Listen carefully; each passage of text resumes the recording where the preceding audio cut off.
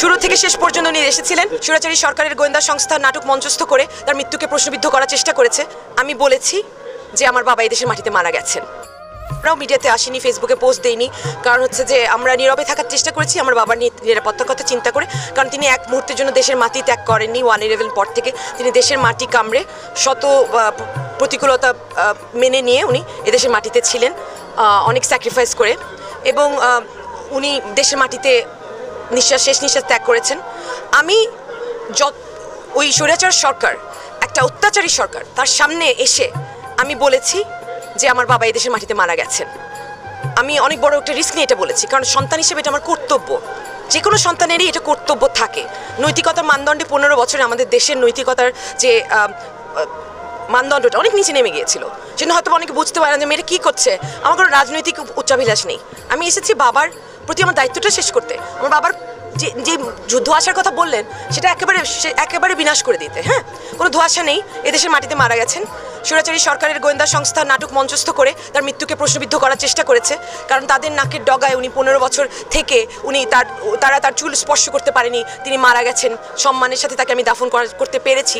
তার লাশটাকে তারা ছিনিয়ে নিতে পারেনি। আমি অল্প সময়ের মধ্যে সেটা করতে পেরেছি বিদেশ থেকে এসে একা। সেটা অবশ্যই তাদের জন্য একটা লজ্জাজনক ব্যাপার।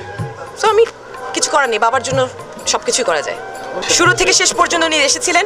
উনি ওনার এলাকায় গিয়েছিলেন এবং সেখান থেকে উনি আবার সিলেট হয়ে উনি আবার ঢাকায় ফেরত এসেছিলেন। এবং ওনার গ্রামের মানুষ যারা, কাছের মানুষ যারা, তাদের সাথে কথা বলে জানবেন, তাদের সাথে তার যোগাযোগ ছিল, সেই দেশে ছিল। আমার বাবার জন্য এটাই চাওয়ার আছে যে সত্যিকারের হারিস চৌধুরীকে জানুন। উনি একজন বিশাল ব্যক্তিত্বের মানুষ ছিলেন।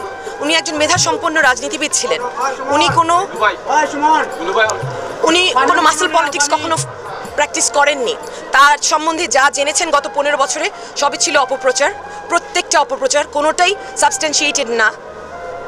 এবং তাকে নিয়ে যেসব দুর্নীতির কথাও আছে সেটাও কখনো না। তিনি খুবই প্রভাবশালী ছিলেন এবং তিনি ক্ষমতাধর ছিলেন। ক্ষমতার অপব্যবহার তিনি কখনো করেননি। তার আশেপাশে কেউ যদি তার নাম ব্যবহার করে থাকে সেটার শিকার আজকের বড় বড় নেতারাও।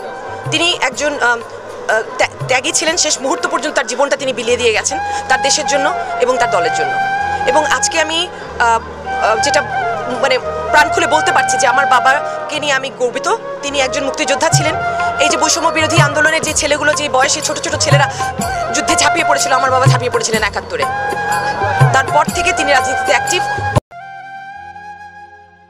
দিয়েছিলেন এবং আমাদেরকে ওনার প্রকৃত পরিচয় উদ্ঘাটন করতে বারণ করেছিলেন এবং জোর করে খুবই দ্রুততম সময়ের মধ্যে ওনার মূল পরিচয় গোপন করে তাকে সাভারের বিরুলিয়াতে একটি মাদ্রাসায় দাফন করতে বাধ্য করেছিলেন।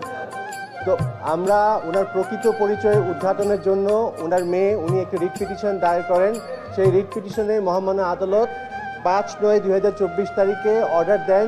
সত্য প্রতিষ্ঠিত হওয়ায় সন্তোষ প্রকাশ করেছেন হারিস চৌধুরীর পরিবার। বাবার শেষ ইচ্ছে অনুযায়ী যথাযথ মর্যাদায় দাফন করা হবে বলেও জানান তিনি।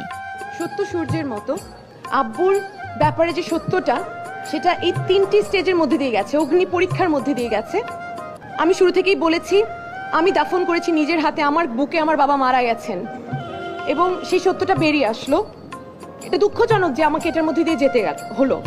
সাবেক প্রধানমন্ত্রী বেগম খালেদা জিয়ার রাজনৈতিক সচিব ছিলেন হারিস চৌধুরী। ছিলেন বিএনপির যুগ্ম মহাসচিব। 2007 সালে 1/11 সরকারের সময় আত্মগোপনে চলে যান প্রভাবশালী এই নেতা।